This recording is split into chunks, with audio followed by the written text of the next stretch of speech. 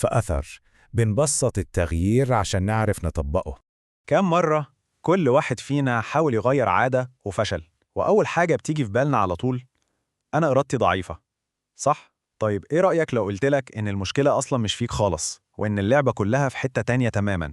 كلنا متربيين على فكرة إنك عشان تبني عادة جديدة أو تبطل عادة قديمة لازم يبقى عندك قوة إرادة من حديد، يعني لازم تبقى سوبرمان عشان تعرف تلتزم.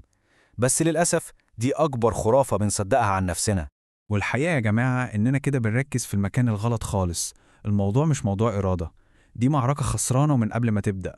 إنك تعتمد على الإرادة بس ده عامل بالظبط زي ما تكون داخل تحارب جيش كامل بمسدس مياه، مستحيل تكسب.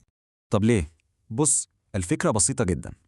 فكر في الإرادة دي على إنها بطارية موبايلك، بتبدأ اليوم وهي 100%، ومع كل قرار بتاخده وكل ضغط بتتعرض له بتفضل تقل لحد ما تفصل شحن.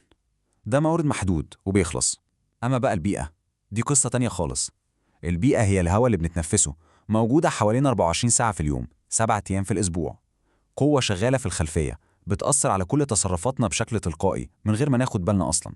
والكلام ده مش من عندنا، ده أساس فكرة كتاب زي العادات الذرية لجيمس كلير. الراجل بيقول ببساطة سيبك من الدافع والحماس لأنهم بيطلعوا وينزلوا، ركز في البيئة لأن تأثيرها دايم وثابت. طيب ماشي، إزاي بقى البيئة دي بتتحكم فينا للدرجة دي؟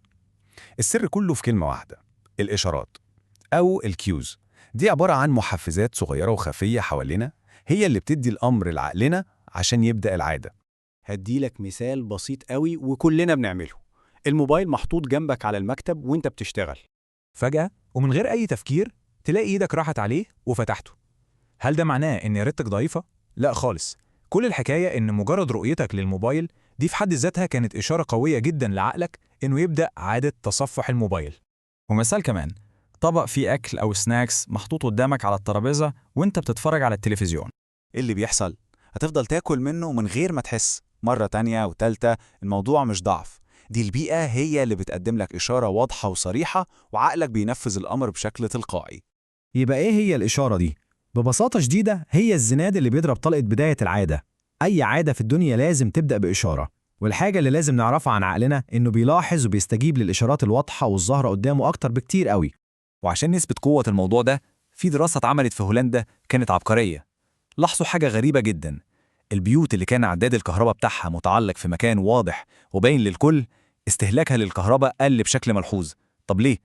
ببساطة لأن الإشارة اللي هي رقم الاستهلاك اللي عمال يزيد بقت قدام عينيهم طول الوقت، فبقى عندهم وعي بيها، وبالتالي سلوكهم اتغير من غير أي مجهود إرادي.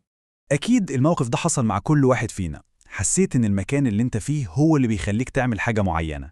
لو ده حصل معاك قبل كده انزل دلوقتي حالا في الكومنتات واكتب كلمة واحدة صح.